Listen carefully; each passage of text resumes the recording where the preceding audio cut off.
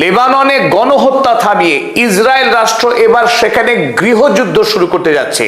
কারণ আমেরিকার বিদেশ সচিব মার্কো রুবিওর সাহায্যে ইতিমধ্যেই ইসরায়েল রাষ্ট্র এবং লেবাননের রাষ্ট্রপতি ও প্রধানমন্ত্রীকে এক জায়গায় বসিয়ে 26শে জুন একটি চুক্তি করেছিল আমেরিকা।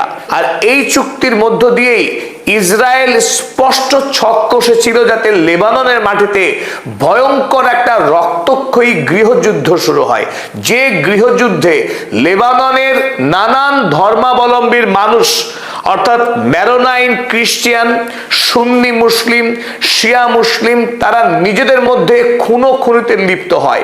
খুব স্পষ্ট করে বললে লেবাননের যে সরকারি সৈন্যবাহিনী রয়েছে লেবানিজ আর্ম ফোর্সেস এবং ইরানের মদতপুষ্ট ইরানের সাহায্যে চলা লেবাননের হিজবুল্লাহ সামরিক গোষ্ঠী, এই দুই সামরিক গোষ্ঠীর মধ্যে একটি বীভৎস রক্তক্ষয়ী গৃহযুদ্ধ যাতে তৈরি হয় তার নেপথ্যেই কাজ করে চলেছে ইসরায়েল। এবং সেই গৃহযুদ্ধ, লেবাননের গৃহযুদ্ধ কিন্তু বেশি দূরে নেই। ইতিমধ্যে সারা পৃথিবীর সকল মিডিয়া সরগরম ইসরায়েলের এই জঘন্য ভয়ঙ্কর ষড়যন্ত্র নিয়ে।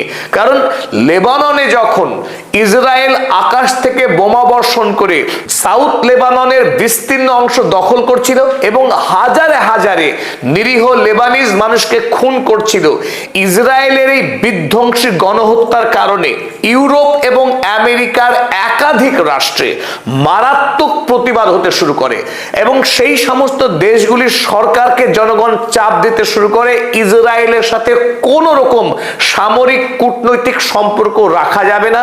গণহত্যাকারী প্রধানমন্ত্রী বেঞ্জামিন নেতানিয়াহু তো বটেই, এমনকি নিরাপত্তা পরিষদের যে মিনিস্টার বেন গেভির তার বিরুদ্ধেও একাধিক দেশে ট্রাভেল ব্যান লাগু হয়। এই পরিস্থিতিতে ইসরায়েল রাষ্ট্র দুপা পিছিয়ে আসে। তার মানে এই নয় যে তারা গণহত্যা থামাচ্ছে কিংবা প্রতিবেশী রাষ্ট্রগুলো জমি তারা দখল করা থামাচ্ছে, কোনোটি নয়। বরং বর্তমান সময়ে আমেরিকা যুক্তরাষ্ট্রের সরকার দুই ভাগে বিভক্ত হয়ে গেছে। ডোনাল্ড ট্রাম্পের হাতে আমেরিকার সরকারের নিয়ন্ত্রণ আস্তে আস্তে কম হয়ে আসছে। একদিকে জেডি ভ্যান্স, অন্যদিকে বিদেশ সচিব মার্কো রুবিও।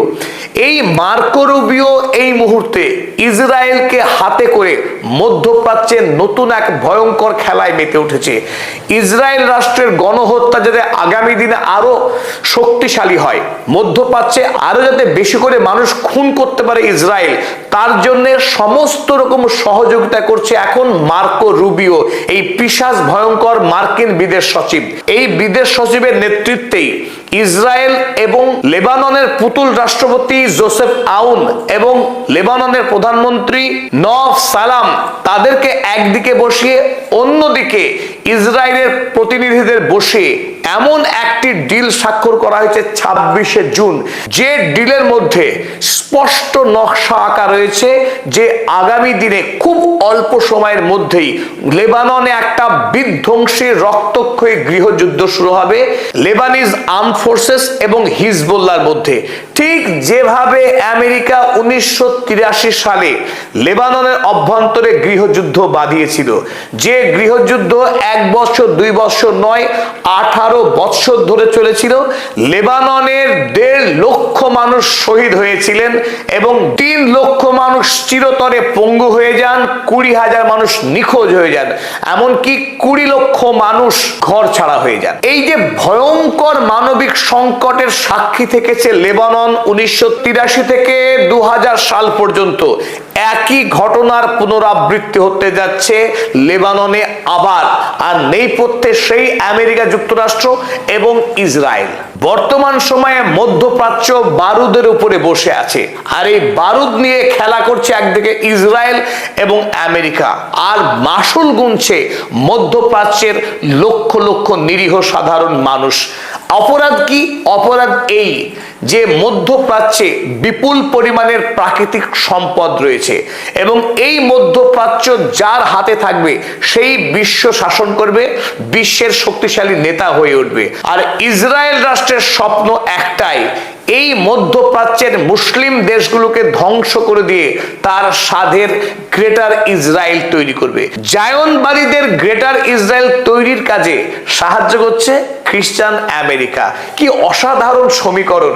আর এই সমীকরণের কারণেই লেবাননের সাধারণ মানুষ ভয়ঙ্করভাবে মাসুল দিচ্ছে এবং তাদেরকে এই গৃহযুদ্ধ শুরু হলে আরো ভয়ঙ্করভাবে মাসুল দিতে হবে, সেই কথাই লিখছে বর্তমান সময়ের পশ্চিমী দুনিয়ার অধিকাংশ খবরের কাগজ। এমনকি ইসরায়েলের কাগজও একথা গোপন করেনি যে তারা খুব শীঘ্রই লেবানিজ আর্ম ফোর্সেসকে তারা লেলিয়ে দেবে হিজবুল্লাহর বিরুদ্ধে লড়াই করতে। কারণ এই ডিলের 26 তারিখের ডিলের প্রধান যে দুটো আপত্তিকর জায়গা রয়েছে, এক, যে হিজবুল্লাহকে সম্পূর্ণরূপে নিরস্ত্রকরণ করতে হবে। এই নিরস্ত্রকরণের কাজ কে করবে? ইসরায়েল না, কে করবে? আরব রাষ্ট্রগুলো। এক, আর লেবাননের যারা আর্ম ফোর্সেস তারা এই কাজ করবে।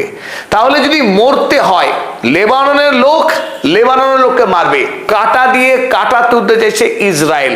ইসরায়েলি সেনা এই 26শে জুনের আগে বেশ কিছু ইসরায়েলি সেনা এই 26শে জুন যে ডিল স্বাক্ষরিত হয়েছে তার আগে হতাহত হয়েছে হিজবুল্লাহর হাতে।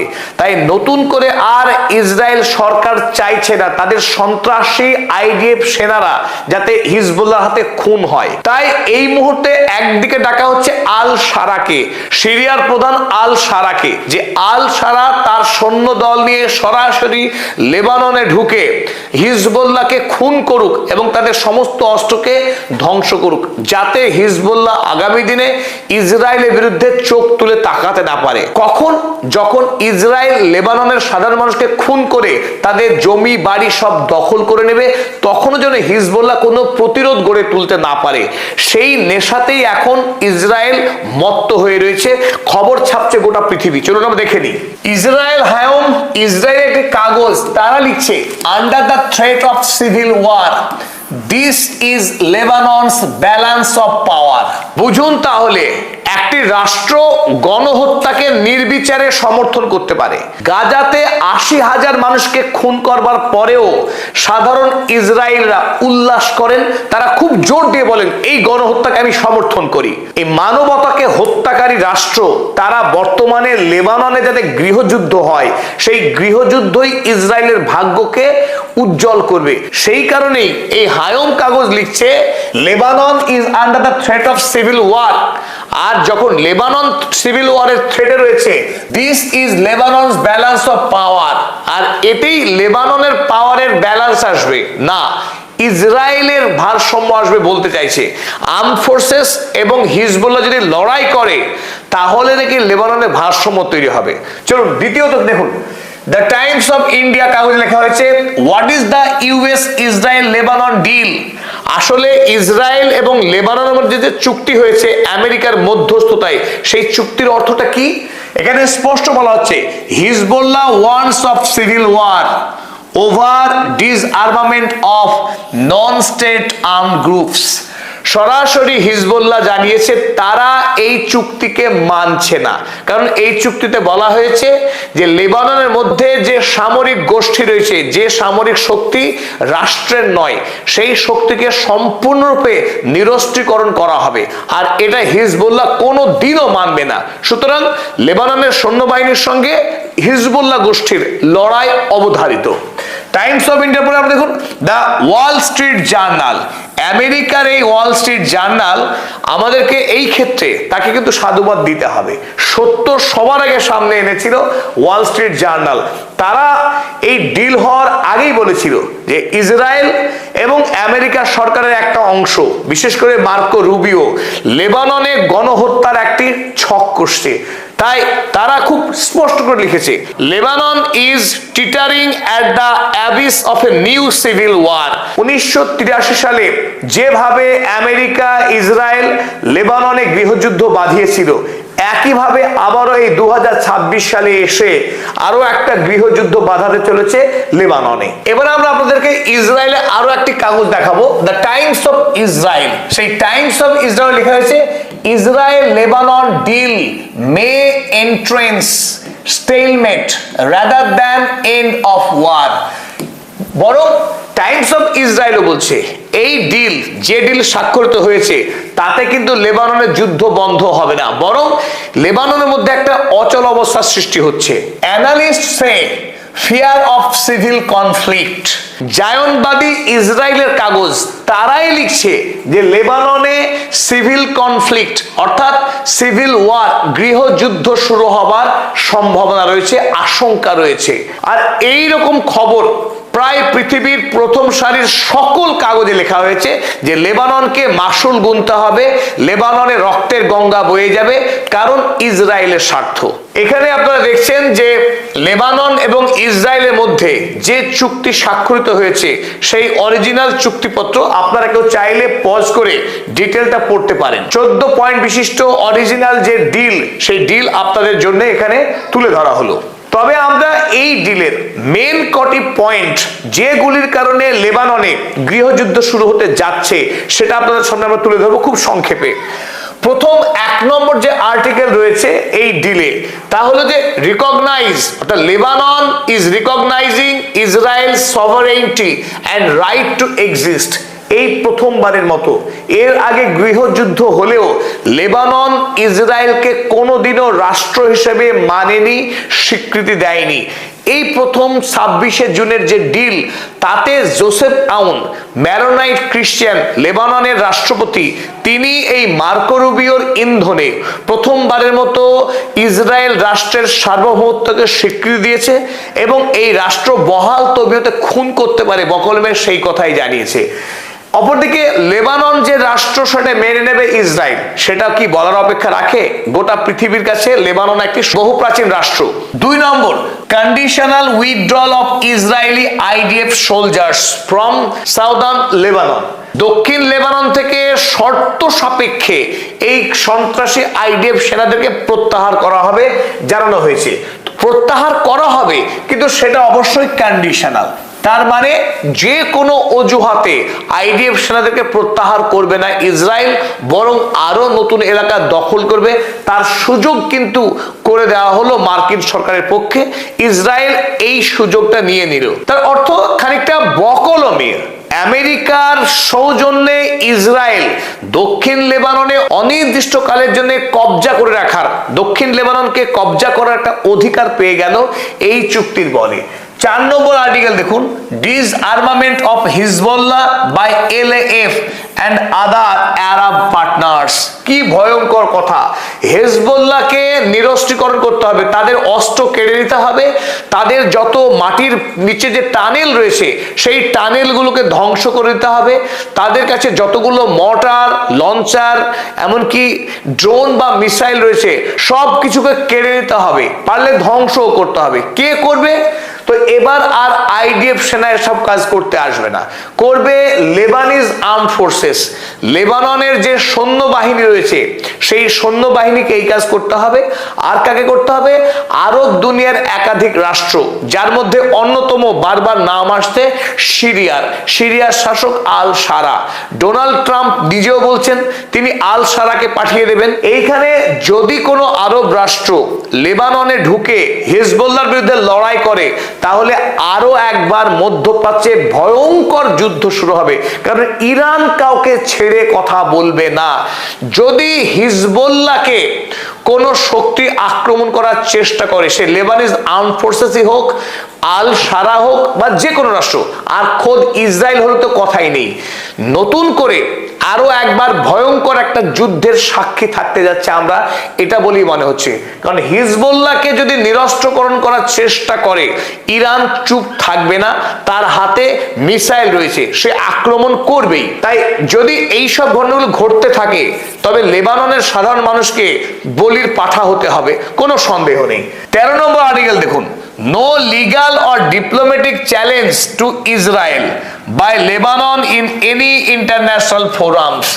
আরো একটা মজার বিষয় যে এই জোসেফ আউনকে দিয়ে লিখিয়ে নিয়েছে মার্কো রুবিও যে লেবানন রাষ্ট্র আগামী দিনে আন্তর্জাতিক বিচারালয় বা জাতিসংঘ কোন জায়গায় গিয়ে ইসরায়েলের বিরুদ্ধে কোন ধরনের অভিযোগ জানাতে পারবে না, ওয়ার ক্রাইমের অভিযোগ আনতে পারবে না বা আনবে না, সেই শর্তে দুই পক্ষ চুক্তি স্বাক্ষর করেছে।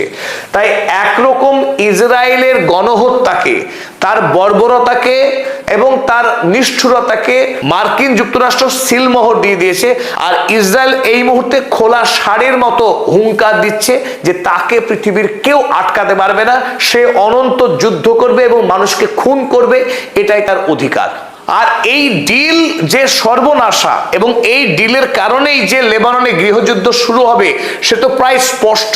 তবে লেবাননের অভ্যন্তরে তাদের দেশীয় যে গঠন, অর্থাৎ সেখানে যে জনবিন্যাস রয়েছে, সেই জনবিন্যাসের মধ্যেও কিন্তু কারণ লুকিয়ে রয়েছে গৃহযুদ্ধ তৈরি হবার। এটা আমরা দেখছি লেবাননের ম্যাপ।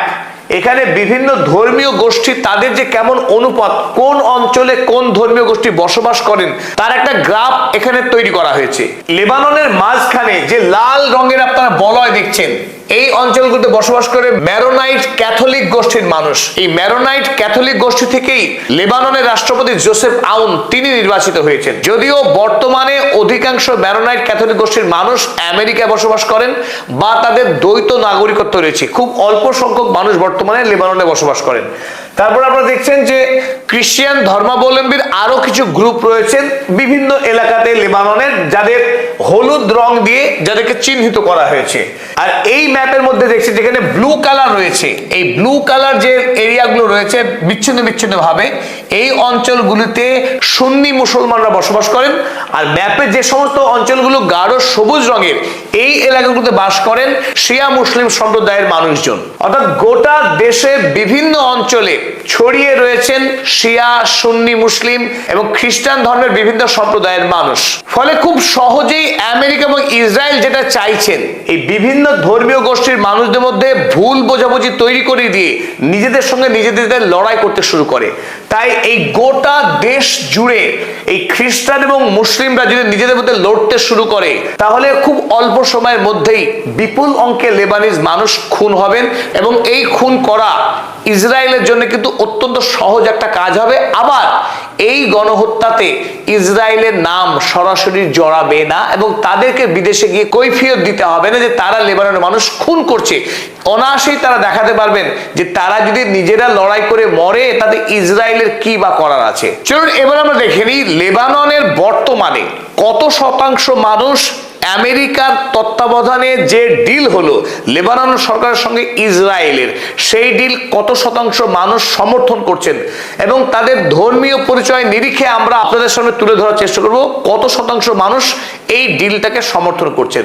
তবে আপনাদের এই ফাঁকে আমরা জানিয়ে রাখি যে লেবানন একটি অদ্ভুত দেশ, যে দেশে ধর্মীয় প্রতিনিধিত্বের নিরিখে লেবাননের সরকার তৈরি হয়।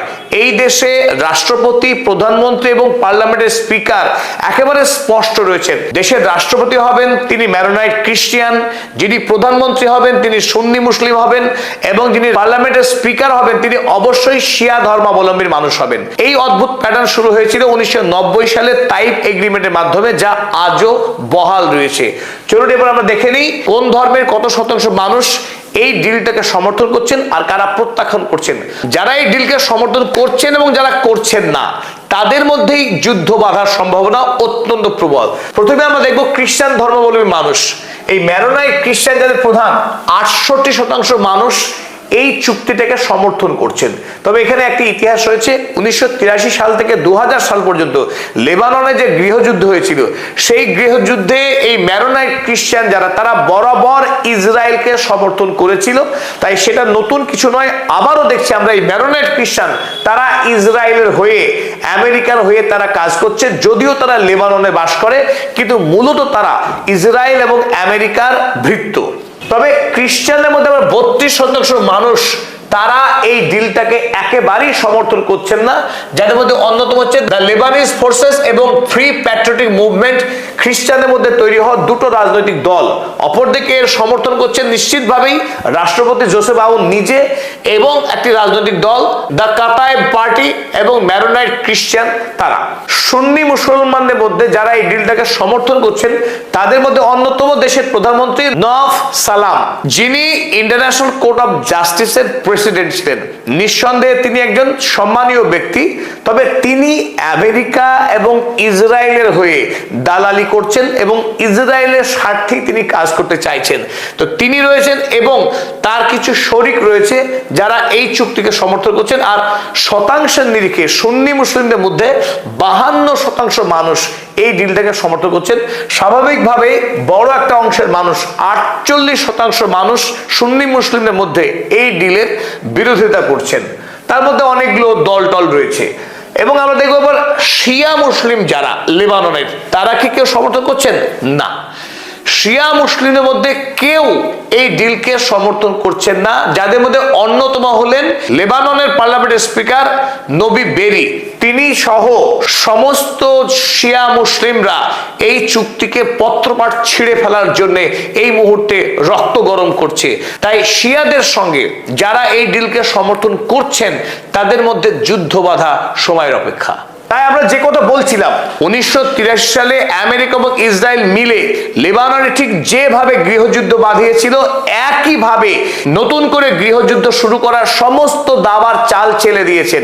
তবে 1983 সাল থেকে 2000 সাল পর্যন্ত লেবানিজ মানুষ যেভাবে প্রাণ দিয়েছিলেন, মাসুল গুনেছিলেন, এবারে কিন্তু সেটা হবে না। তবে কি এই গৃহযুদ্ধ শুরু হলে বিপুল পরিমাণে লেবাননের মানুষ খুন হবেন? আমরা বলছি না। তবে এই গৃহযুদ্ধ লেবাননের জন্য যে অত্যন্ত ভয়ঙ্কর হতে যাচ্ছে তাতে কোনো সন্দেহ নেই, কিন্তু এই গৃহযুদ্ধে ইসরায়েলের ধ্বংস অনিবার্য এই কারণেই এই মুহূর্তে ইরান পৃথিবীর অন্যতম শক্তিশালী রাষ্ট্র। হিজবুল্লাহকে আক্রমণ করে লেবাননের সাধারণ মানুষকে যদি গণহত্যা করে ইসরায়েল লেবানিজ আর্ম ফোর্সের দ্বারা, তবে ইরান কিন্তু হাত গুটিয়ে থাকবে না। ইরানও ভয়ঙ্কর ভাবে প্রত্যাঘাত করবে, এক হিজবুল্লাহর মাধ্যমে, দ্বিতীয়ত নিজেই সরাসরি জড়িয়ে যেতে পারে এই যুদ্ধে। তাই আগামী দিনে ইসরায়েল রাষ্ট্রের উপরেও ব্যাপকভাবে আক্রমণ শুরু করবে ইরান, অর্থাৎ গোটা মধ্যপ্রাচ্য জুড়ে একটা ভয়ঙ্কর যুদ্ধ বাঁধার সম্ভাবনা রয়েছে। এবং আল সারাকে যদি বাধ্য করে ডোনাল্ড ট্রাম্প এই যুদ্ধে জড়িয়ে যেতে, তাতে কিন্তু তুরস্কেরও জড়িয়ে যাওয়ার সম্ভাবনা রইল, কারণ তুরস্কের সঙ্গে সিরিয়ার স্বার্থ জড়িত আছে। কারণ সেখানে যে কুর্দিশ বাহিনী রয়েছে তারা অস্থির হয়ে উঠবে এবং এরদোয়ানের চেয়ার টলমল হয়ে যেতে পারে। তাই গোটা মধ্যপ্রাচ্যে একটা ভয়ঙ্কর রক্তক্ষয়ী যুদ্ধ বাঁধার সম্ভাবনা রয়েছে। তবে এই যুদ্ধে ইরান নির্ণায়ক শক্তি পালন করবে এবং যে কথা আমরা বলছিলাম ইসলামিক জোটের কথা, সেই জোট যদি তৈরি হয়ে যায়, ইসরায়েলের ক্ষমতা খুব অল্প সময়ের মধ্যেই শেষ হবে মধ্যপ্রাচ্যে, আর সেদিকেই এগোচ্ছে। ইসরায়েল যত শক্তিশালী ষড়যন্ত্র করুক না কেন, সেই ষড়যন্ত্র আগামী দিনে খুব একটা ফলপ্রসূ হবে না, কার্যকর হবে না। কারণ আমেরিকার অভ্যন্তরেও জেডি ভ্যান্স শক্তিশালী হচ্ছেন এবং আমেরিকা ফার্স্ট পলিসি যারা প্রচার করছেন তাদের পিছনে মানুষ এসে ছাতার তলে জড়ো হচ্ছেন। তাই মার্কো রুবিওর মতো সন্ত্রাসী ভয়ঙ্কর চেতনার যারা মানুষ, তারা আগামী দিনে পরাস্ত হবেন। অন্তত ইরান সেই রাস্তায় পৃথিবীর জন্য তৈরি করছে। আর এরই সাথে আজকের এই ভিডিও আমরা শেষ করছি। প্রত্যেককে জানাই ধন্যবাদ, কৃতজ্ঞতা। যারা এখনো পর্যন্ত পদাতিক চ্যানেল সাবস্ক্রাইব করেননি তাদেরকে আরো একবার অনুরোধ করছি, আমাদের চ্যানেলে সাবস্ক্রাইব করুন সবার আগে ভিডিওর নোটিফিকেশন পেতে।